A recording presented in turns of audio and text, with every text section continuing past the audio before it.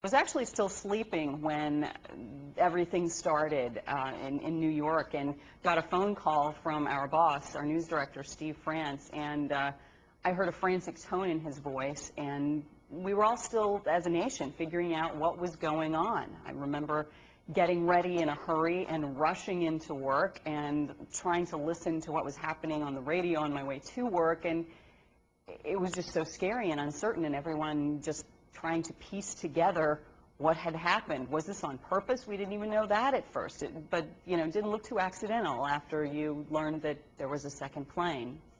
For most of us, you know, most of us young enough not to have been around for Pearl Harbor, it was very jarring to realize that someone could make this sort of attack on American soil. You know, World War II certainly gave a lot of older people perspective, but many of us had lived in a very safe America for a long time, and to realize that somebody could kill so many people in such a quick attack and leave us all wondering what was going on, that was jarring, and that's changed the way we all think about our safety and our world. Like so many newsrooms across the country, we're all learning about things pretty much at the same pace as the viewers are, because it was all unfolding, you know, so immediately.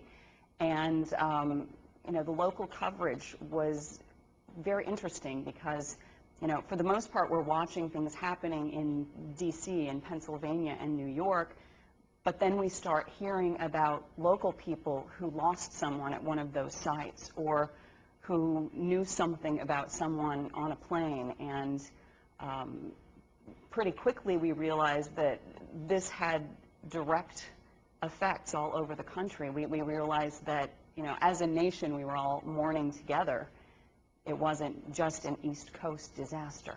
I think today, because of the 9/11 attacks, we all are much more aware of that possibility occurring again. We go through a completely different routine getting on a plane at an airport. You used to be able to go and greet someone coming off of their plane, and now you don't get past that security gate, and we're always developing new technologies and new rules for how you need to behave to get past that security gate. And you know, they bar the door to the cockpit now, and so many things are different, and we are all so much more aware that terrorism can happen anywhere. You know, a car bomb on a street, it's not such a faraway, large, complicated thing. We realize that it's something that is in our world, and we all have to be aware to try to stop it.